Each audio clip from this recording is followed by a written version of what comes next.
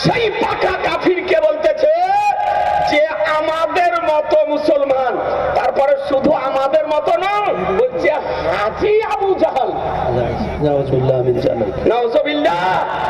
এখন ইউটিউব থেকে আপনাকে দেখাতে পারি, নাম বলতে তো ইচ্ছা করে না, পার্শ্ববর্তী বাংলাদেশ, এই বাংলাদেশ থেকে গাঁজা খেয়ে জ্ঞান হারিয়ে অজ্ঞান অবস্থায় আপনার বলেছে ওর বাপও কাফের, ও কাফের।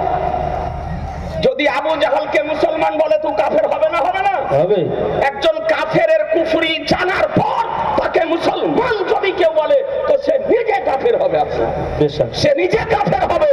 আপনাদেরকে বলি, এ বেরাদার আল ইসলাম, আমার নবী পাক সাহেবে আওলাদ সাল্লাল্লাহু তাআলা আলাইহি ওয়াসাল্লামকে আল্লাহ তাআলা মুজিজা করে প্রেরণ করেছেন। এই টুপি পরে আবু জাহালের দলের লোক আজকে 1450 বছর পর পৃথিবীর বুকে আবু জাহালকে মুসলমান প্রমাণ করতেছে।